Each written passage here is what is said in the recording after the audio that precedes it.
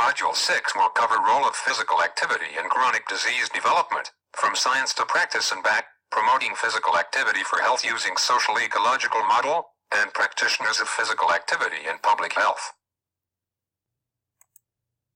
Physical inactivity is a risk factor for many of the leading causes of death. As I mentioned before, heart disease is and was the leading cause of death in the US and European Union countries. Physical activity emerged as an important public health concern. Therefore, the U.S. Public Health Service initiated surveillance programs to quantify the leisure time physical activity patterns in the U.S. population from the 1980s. Estimates suggest that as many as 1/3 of all deaths are due to poor nutrition and physical inactivity. However, less than half the adult population is active enough to achieve health benefits. Taken together, physical activity issue has been an important public health concern. Much of the interest in physical activity and public health arises from the role physical activity plays in the prevention and treatment of chronic diseases. As described in Module 1, we should differentiate chronic diseases from infectious diseases like influenza, tuberculosis, measles, and malaria. Infectious diseases are illnesses or conditions that are caused by pathogens such as viruses, bacteria, and fungi. Most infectious diseases can be treated, cured, or controlled with medicines, vaccines, or other measures such as quarantine. Chronic diseases are conditions and illnesses that occur or develop over a relatively long period of time, are prolonged, may be preventable, but are rarely completely cured. Examples are diabetes, cancer, heart disease, pulmonary disease, and osteoporosis. Around the turn of the 20th century, the three leading causes of death in the U.S. were infectious in their origins, which were pneumonia and flu, tuberculosis, and diarrhea. This can be reflected in the Table 3.1. By 2006, the three leading causes of death were chronic diseases, each with a high degree of association with physical activity. The most important and powerful health benefits of physical activity are the prevention and treatment of chronic diseases. I also would like to share the leading causes of death in the U.S. in 2000 and 1990. As shown in this slide, the top 6 leading causes in 2000 were cardiovascular diseases, cancer, injuries, chronic obstructive pulmonary disease, pneumonia, and diabetes. The leading causes of death in the U.S. in 1990 are shown on this figure. They were tobacco, poor diet and lack of physical activity, alcohol, infectious agents, pollutants/toxics, and firearms.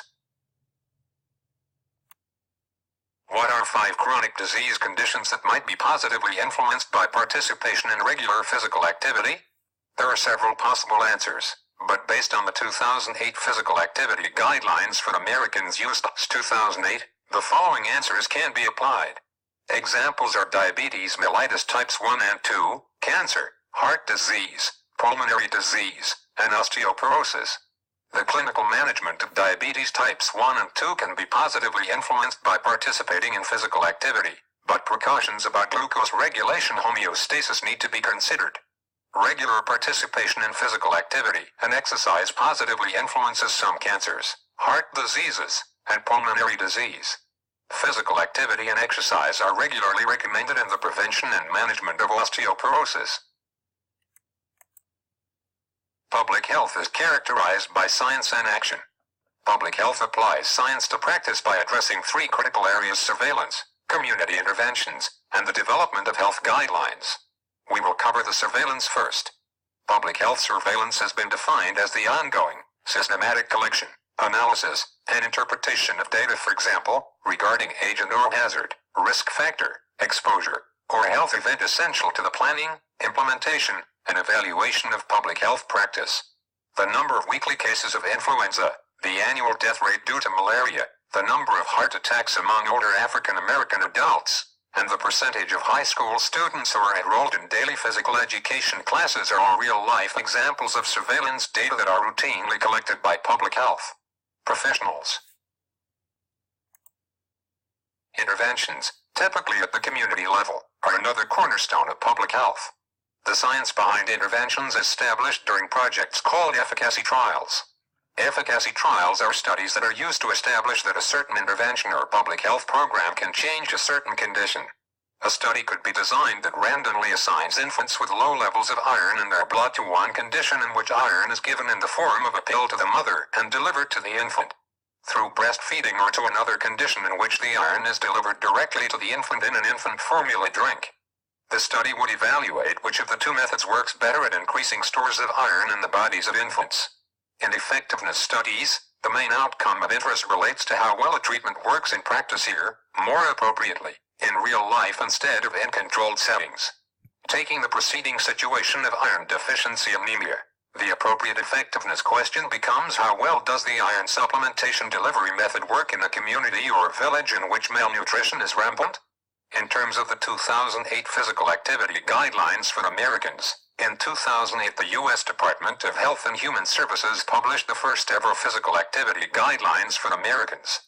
These guidelines, based on a summary of scientific literature encompassing more than 600 pages, detail the best science-based recommendations for the weekly amount of physical activity necessary to prevent disease and promote positive health outcomes.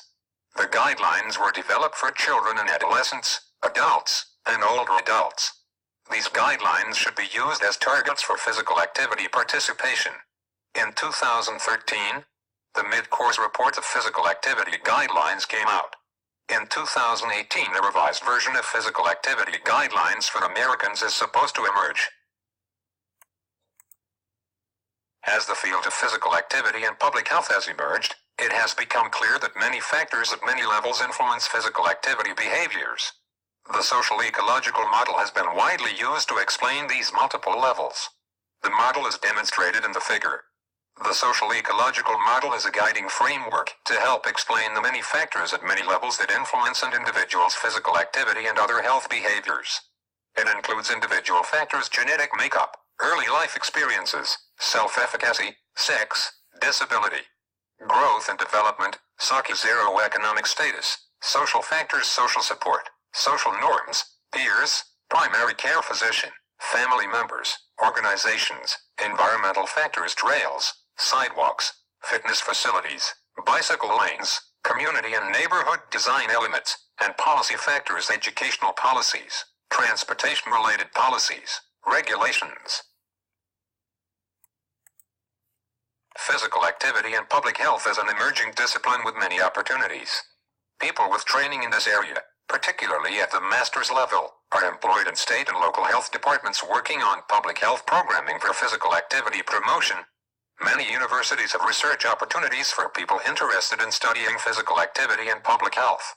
Finally, private foundations and non-governmental organizations are interested in people with training and interests in physical activity and public health. You may think this question: is there a career for you in physical activity and public health? Then, what is the National Society of Physical Activity Practitioners in Public Health, and how might joining this organization benefit professionals in the field of physical activity and public health? In 2006, the National Society of Physical Activity Practitioners in Public Health was formed, which is a group of professionals interested in advancing the capacity of professionals in physical activity and public health in the United States. The link is the website of this organization.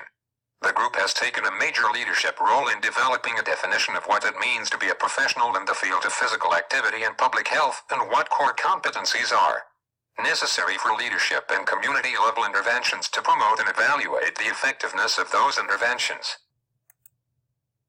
You may ask, how might joining this organization benefit professionals in the field of physical activity and public health? Well, by becoming a member of National Society of Physical Activity Practitioners in Public Health and acquiring the knowledge, skills, and abilities required to master their recommended core competencies, a person can earn professional certification. Here are the 2 response questions for Module 6. What are efficacy trials and effectiveness trials? What is the social ecological model? What levels are associated with the model?